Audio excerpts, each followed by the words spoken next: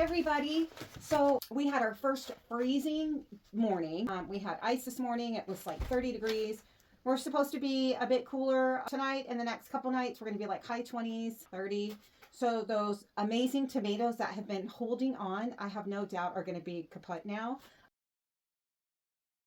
which is fine. Like, tomatoes in January has been such a blessing. Like, it's crazy. We never have tomatoes this late. I'm really excited. Our seeds are coming in. As you know, one of my favorite things is a hot cup of coffee or hot tea and a seed catalog. And we buy our seeds from Baker Creek and Johnny's. And a lot of our seeds are starting to roll in. So I thought we could open them together and I could share with you what 25 growing season is going to look like. Really fun, super excited. So this is from Baker Creek. I'm really happy with their seeds. I love them so much. Look at this goodness. My gosh. So it's windy today. I'm in the greenhouse, but we don't have the plastic up because it hasn't been cold. But this wind is like ice cubes. And so, gosh, I am so excited about all of this. Let me see if we can get them all right side up. My gosh, I am literally so excited right now. The packaging is so beautiful. It's just so lovely. All organic, all heirloom, all beautiful. And so first up is our Market More. This is a market cucumber. And so these are big producers. That will be lovely. These are like slicers. So these ones, the Market Mores, are longer. They're like 8 to 9 inches long. So they're more of like a slicer. Snack on, toss in a salad, something like that. And so for our supper bowls for our animal residents, these are a huge favorite. So we are definitely growing those. Of course, zucchini, because like zucchini goes the second it gets warm here, and it will go all the way if we keep successioning until it cools down. So zucchini is a crop that grows for several months for us, and it's a heavy producer. So when you're trying to feed a bunch of animals, that is like beautiful. This year, I'm changing up the tomato game a little bit. We planted 100 tomatoes this last year, and I did 5 different varieties, and it was our best tomato year ever. Like, we literally harvested hundreds of pounds. We fed out, we're still feeding them out. And we donated a lot to vendors and people that come here and help us. It was pretty great. So I'm going to do a little bit of a different deal this year, like huge. I mean, we save seeds, so we'll be planting some of those back. But I'm going with a smaller slicer for sandwiches called Bread and Salt. This is a really high rated producer, and this is great for sandwiches, but also again for the animal bowls. This one is super highly rated. It's called a Sunrise Bumblebee. So this is like a cherry tomato, a sweet little cherry tomato. It's striped. It's just fun. Those sun sugars will be in the garden. I don't have the seeds yet, but I will be getting those. They are like, that will definitely be in the garden. So we're going to go with Sunrise Bumble, the salt, Bread and Salt.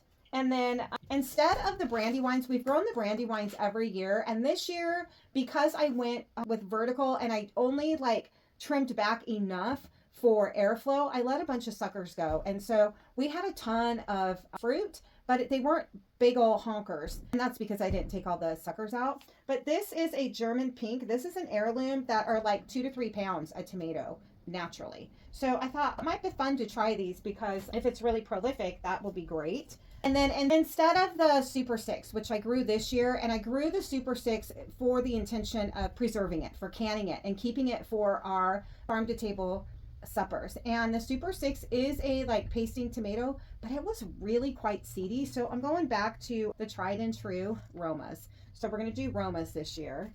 So a little bit different. So we'll still have, 5 varieties? Tomato, Bread and Salt, German, 4 or 5, and the sun sugar. So we'll still have 5 varieties this year. We're just going to change it up a little bit.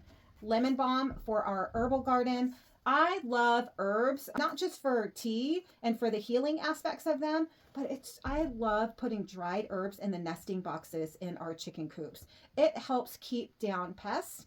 It smells beautiful, and if the birds want to snack on it, like, it's good for them. So we're adding lemon balm to our herbs this year, and I'm pretty excited about that. Zucchini, huge staple. Always, we go through so much zucchini. We feed it out like crazy. I did get some flowers. You know, I love zinnias, one of my favorite flowers to grow, and I actually have a bunch of sort of a different palette. I went with white, cream, and really pale pinks. I got some from Johnny's. They have a new variety out called Ballerina, and I'm really excited for that. I got some asters. I think that this would be really pretty in the cut flower bouquets that we use or that we sell at our events, but we use for our tablescapes. And again, it's a pastel. It's like a light peachy pastel. I think it's really beautiful. Aster. And it's Salmon Janina.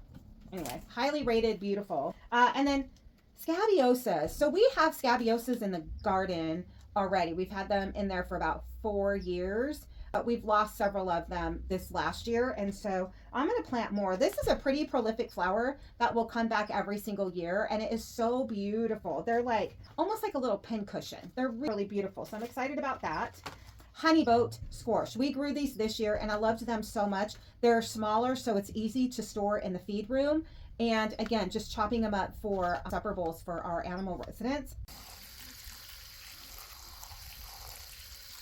Really lovely, very like mild flavor. So really mild flavor. This is a lovely summer squash for us. So we're going to grow it again this year. We also started ordering our pumpkin seeds. So these seeds are for the whole year. And I love this Long Island cheese pumpkin. This and there's another one, Jericho. It's something like that where it has the bluish gray skin. This is like your Cinderella pumpkin.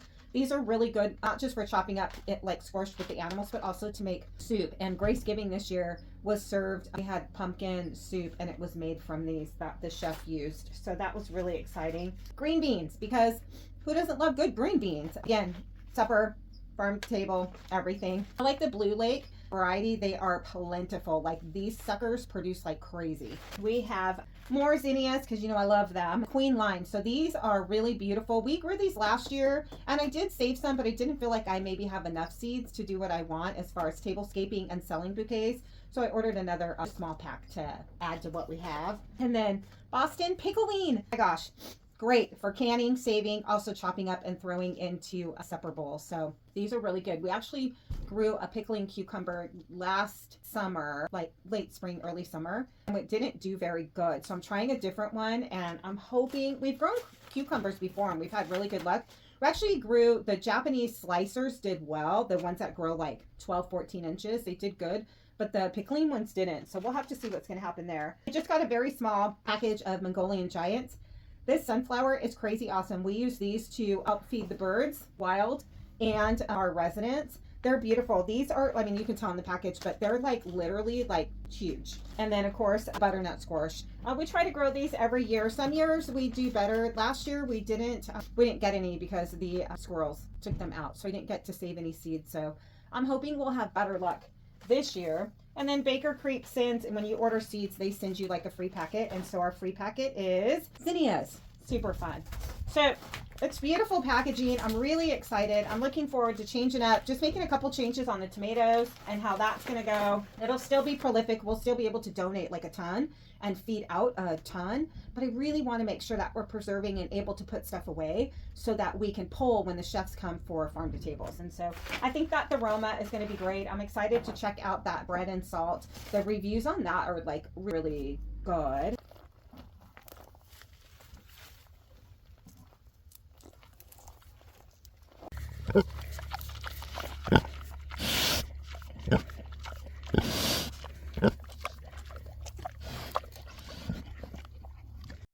And then at Johnny's, I love Johnny's. You'll see I have, I think, more flowers in here and some produce, but I love Johnny's. These are all, so Baker Creek is all heirloom organic. These, the seeds that we buy are like always, non-GMO. And so this is pastel straw flowers. So I actually have a cell tray started from seeds that we saved last year, but they're like orange and yellow and a little bit of like burgundy. These are pastel, and I thought it would be really pretty to add that to them. This is the ballerina. So this is the zinnia, the pastel zinnia that I mentioned at the very beginning of this. That is new. It's very pale. It's like a cream color with very pale pink in there. I think it's going to be absolutely beautiful. If it grows well here, and it does well, I'm going to save all of these because I think that these would be so beautiful for like gala tablescapes as well as cut bouquets to sell, to raise money for the animals. We have a cucumis melon. This is a cantaloupe that is said, it's a smaller cantaloupe but very prolific, which is awesome. because, you know, we grow all this produce. We have fruit trees, we have fruit bushes, but I really love to be able to feed our residents melons in the summer because they're just so dang good. These are our croquette orange sunflowers. So these are like your typical sunflower bouquet. We sell these, but we use these for tablescapes, and then of course for our wildlife friends to come in and have a snack. And then yellow squash. So these are golden glories. These are actually Mr. Sale's favorite. This is like an Italian zucchini, except it is like very vibrant yellow, and it is so good. So I got a pack of those. Gerardelle is the pumpkin that I was trying to think of the name when I said Jericho. I had the J right. But it has a like grayish blue green outer. Again, beautiful for making soups. The inside is still a yellow flesh. Just really lovely. And then I'm adding yarrow. We already have yarrow in the garden. We have white and like a pink. I think it's pink. Yeah. Yarrow is a herb that's been grown for centuries for its healing properties. But I wanted to add some more because we, again, lost some plants this last year. Yarrow is a plant that if you plant it once, it will keep coming back because as the flowers die off, they drop and they self-seed. It's really beautiful. So I'm just looking at adding some more yarrow to go with our other herbs in the pollinator garden area instead of the herb bed. And then lastly, we have another zinnia, and this is agave. I couldn't even tell you, I can't remember what it was, but clearly I was excited and thought that it would blend in with the other zinnia mixes that I got for the bouquets. So very good. I'm so excited. So that's a really good look into what we're going to be growing this year. This is everything that I'm going to be starting seeds on this week, and then all the way through, you know, late summer planting. So this will literally be what we grow for the entire year. I think it's a pretty good snapshot. There's a couple things that aren't in here that I don't have yet, like the sun sugar tomatoes. I love those so much. They're still going crazy out there. Those will be in the garden every year. They're like so amazing. So the sun sugars and watermelon. We don't have watermelon. So there's a couple things that we don't have in yet. But these are, I mean, the squashes, big, small, melons, green beans, like it's just the tomatoes, like the cucumbers, like it's a really good variety that we can enjoy each season and be able to change up everybody's supper bowls. And then right now, of course, we are knee deep in root veggies, which I love. So been harvesting carrots and beets. We are on our second succession of pak choy. We have our first tray of straw flowers started. I have our second succession of sweet snap peas started. What else am I missing? Watermelon radishes. I have a tray of watermelon radishes going. So we really have a beautiful mix of everything. Of course, all of our greens are Brussels, our lettuce, romaine lettuce, gem lettuce. What am I missing? There's so many greens. Oh, spinach, kale, rainbow chard, like really good stuff. One thing that you didn't see in here either is peppers. Our summer peppers, our bell peppers, and our jalapenos, because they're still growing out there, and I'm actually going to try to winterize them. So now that we're cold, I'm going to prune them back, and I'm just going to sort of insulate them. And I think that we have a good chance of them coming back for this next season. If not, then I'll start seeds for them. But I feel like we might be good. Actually, by the time I know if it works or not, I probably have to buy transplants. But I didn't order those because I'm hopeful that we'll still have the peppers that we can overwinterize here. So anyway, so that's it. Are you guys gardening this season? Are you planning on gardening? What are you growing? Are you thinking about gardening? I'd love to help you get started and answer any questions that you have, anything that I can do to help you on your journey of growing your own food. Okay, friends. Well, thanks for hanging out with me. I'm so grateful for our time together, and I appreciate your interest and your time so much. Have a blessed day until we meet again. Thank you. Hi, boys.